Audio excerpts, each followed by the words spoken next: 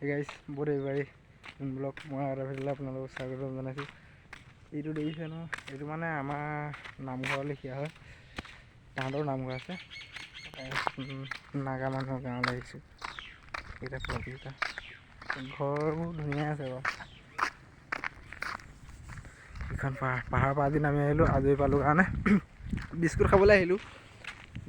দোকানে নাই পোৱা এতিয়ালৈকে, ইমান ওপৰৰ পৰা আহিছোঁ। বিস্কুট খাবলৈ আহিছিলোঁ, দোকানে নাই পোৱা। মোৰ লগতো আৰু লগত আহিছে চলিছে। ৰাইডা আহিছে, ৰাইডা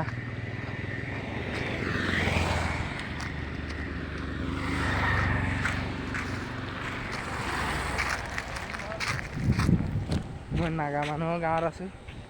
বিস্কুট খাবলৈ আহিছিলোঁ, বিস্কুটে নাই, দোকানে নাই। অলপ দূৰ গৈ যামগৈ। এইখন এখন বহুত ডাঙৰ পাহাৰ, ৰ'দ দি আছে কাৰণে ভালকৈ দেখুওৱা নাই।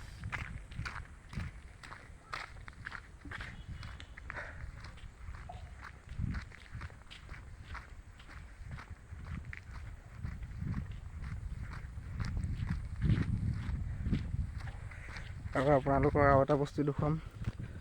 ৰবাৰ গছ মই দেখুৱাইছিলোঁ বাৰু। ৰবাৰ গছ ফেক্টৰীলৈ যায়। ৰবাৰ ইহঁতি মেচিনত কিবা বনাই লয়, প্লেনকৈ বনাই লয়, এচটা কৰি ফেক্টৰীলৈ দিয়া হয়। বেছিকৈ ৰবাৰ গছ দেখিছে আপোনালোকে।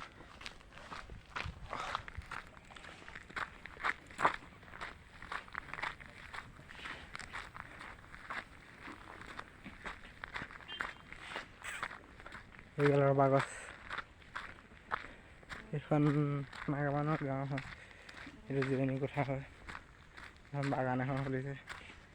এইগাল ৰবাৰ গছ। ইয়াত কাৰেণ্টটো দিয়া আছে। এইবোৰ দেখিছে ন, সেইবোৰে হয় ৰবাৰ ফিটিং কৰি থোৱা আছে, মানে ফেক্টৰীলৈ যাব। এচটা কৰি থোৱা আছে, ফেক্টৰীলৈ যাব। আজিলৈ ভিডিঅ'টো ইমানতে সমাপ্ত। বিস্কুট খাবলৈ আহি বিস্কুট নাপালোঁ, দোকানে নাই।